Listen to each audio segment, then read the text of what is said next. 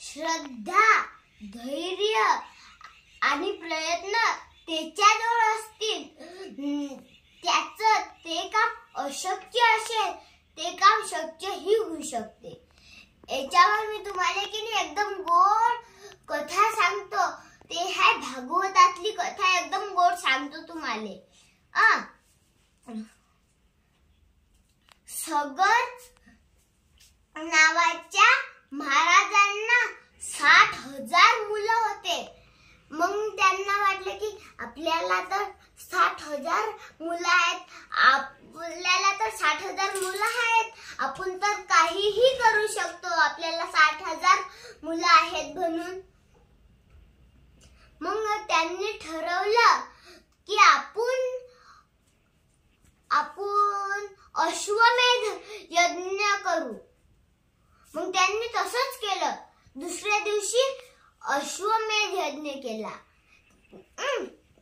अश्वमेध यज्ञ केला आणि अश्वमेध यज्ञाचा जो घोडा असते की नाही, त्याची पूजा करायची आणि त्याला सोडून द्यायचं आणि त्याच्या मागे मागे आपण जायचं आणि त्या घोड्याला मधात त्यानं अडवलं, त्याच्या संग युद्ध करायचं, आपली विजय प्राप्त करायचा आणि आपण घोड्याला डबल पुढे पाठवायचं. मग त्यांना तसंच केलं, यज्ञ मांडला.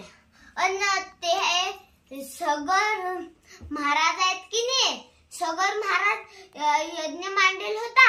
यज्ञ करायला बसले, सगर महाराज यज्ञ करायला बसले आणि त्यांचे ते 60,000 मुलं आहेत ना, ते अश्वमेध यज्ञाचा घोडा आहे त्यांच्या मागे निघाले. मग चालले आणि मधात इंद्रदेवानं घोडा चोरला. मग इंद्रदेवानं सोचलं की आता कुठं आपण घोडा लपवायचा, कुठं आपण घोडा लपवायचा. त्यांनी असं करत करत त्यांना कपिल ऋषींचा आश्रम दिसला. कपिल ऋषीच्या आश्रमात लपवला मग तो घोडा. आणि ते 60,000 मुलं आहेत ते शोधतच गेले. शोधत त्यांना कपिल ऋषीचाच आश्रम दिसला आणि त्यांच्या आश्रमाच्या आजूबाजूनी पाहिलं त्यांचा घोडा दिसला आणि त्या 60,000 मुलांनी कपिल ऋषींचा अपमान केला. म्हटलं की कलव ऋषी महाराज आहेस ना, तरी बी आमचा घोडा चोरतो, महाराज असून असं चोरतं. मग कपिल ऋषींना राग आला आणि कपिल ऋषीला राग आला आणि कपिल ऋषीने फक्त त्यांच्याकडे असं पाहिलं, तर ते जाऊन राखून पळून गेले.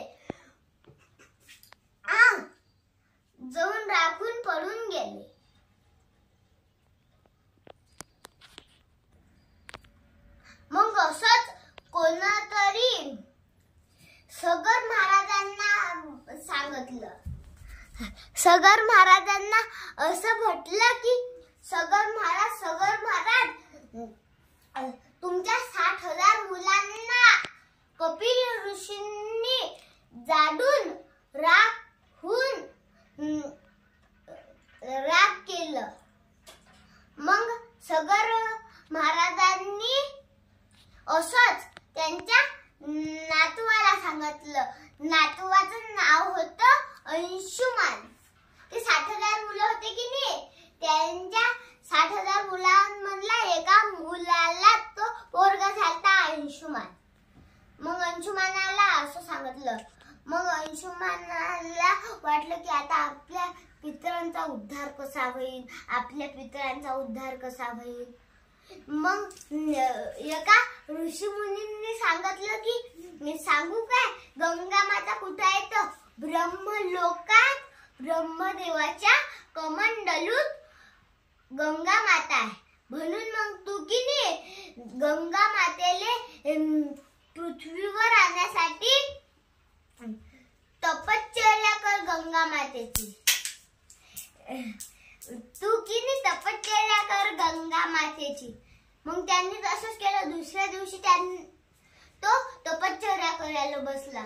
त्याने पुरं जीवनभर तपश्चर्या केली, तरी बी त्याला काही गंगा माता भेटलीच नाही आणि तो मरून गेला. मग अंशुमनाच्या पोराचं नाव होतं दिलीप. दिलीप होतं त्याचं नाव. मग दिलीपनी पण पुरं जीवनभर तपश्चर्या केली, पण त्याला पण काही गंगा माता भेटलीच नाही. तो पण मरून गेला.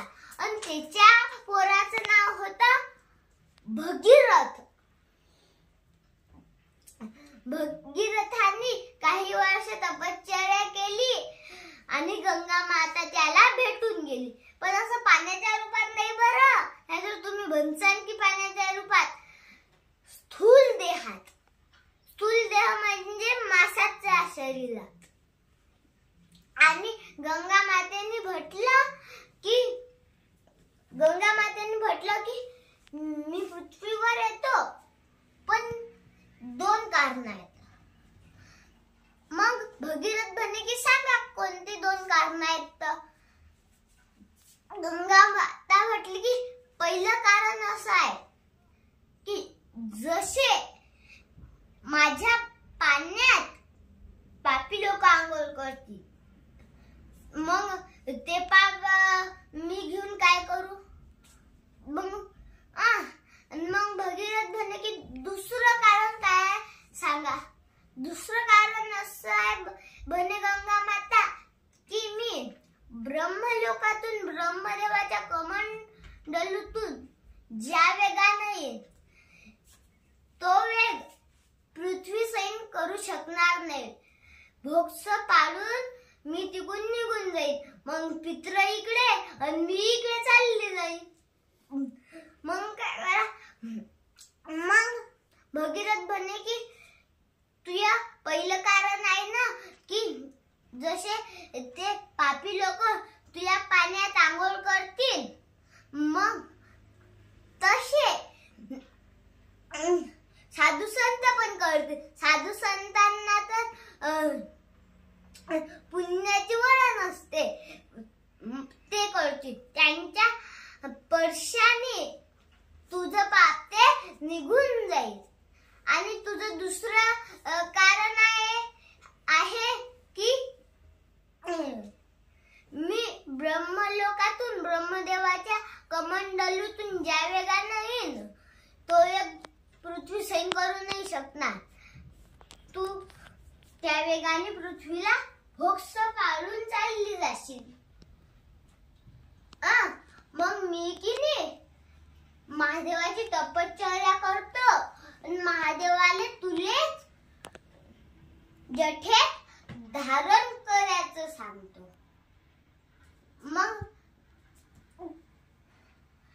भगीरथाने महादेवाची तपश्चर्या केली आणि महादेवाला प्रसन्न करून बोलावलं तिथं.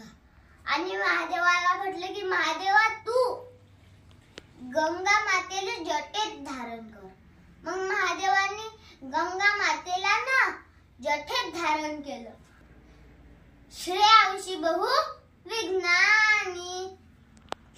या श्रेयांशी बहु विज्ञानीचा अर्थ होते श्रेयांशी म्हणजे चांगलं काम. विज्ञान चांगल्या कामात लय मोठे विघ्न येतात. मग गंगा माता महादेवाच्या जटेतच अडून गेली, निघताच नव्हते. श्रेयांशी बहु विज्ञानी. मग भगीरथाने डबल तपश्चर्या केली महादेवाची. आणि महादेवाला म्हटलं की महादेवा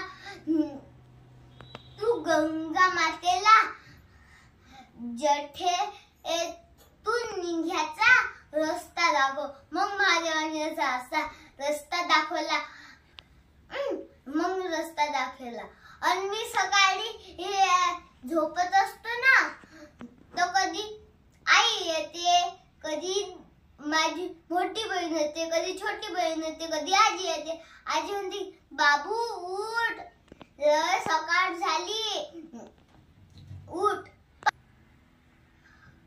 अभ्यास कर, व्यायाम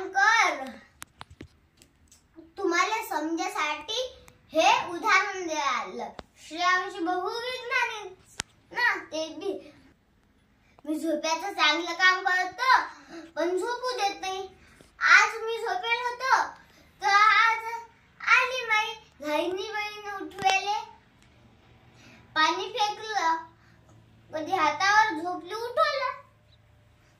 मग महादेवानी रस्ता दाखवला. मग गेली गंगा माता. मग पृथ्वीवर आले आणि भगीरथाचा रथ पुढे आणि गंगा माता मागे चालले. मग भगीरथाने थोड्या वेळाने मागे पाहिलं की गंगा माता आहे का. गंगा मातेनं डबल रिकामे धंदे केले. याला म्हणतात श्रेयांशी बहु विज्ञानी. जन्मू ऋषी मस्त बसले होते तपश्चर्या करत. गंगा मातेने त्यांचं आसन आणि कमंडलूच वाहून नेला त्यांच्या जल प्रवाहामुळे. जन्मू ऋषीला राग आला आणि जन्मू ऋषींनी की नाही पूर्ण गंगा माता पिऊन टाकली. श्रेयांशी बहु विज्ञानी. पुरी गंगा माताच पिऊन टाकली. भगीरथ डबल मागे गेला, जन्मू ऋषीच्या पाया पडला आणि मग जन्मू ऋषीने त्यांची मांडी कापून गंगा मातेला सोडलं. तेव्हापासून गंगा मातेचं नाव पडलं जान्हवी. मग जान्हवी माता आणि भगीरथ चालले डबल पुढे पुढे आणि मग गेले पितरांजवळ. जान्हवी नदीने भगीरथांच्या पितरांना धक्का लावला आणि चालली गेली आणि मग त्या पितरांचा उद्धार झाला. या कथेचा भाव असा आहे की त्याच्याजवळ भक्ती, धैर्य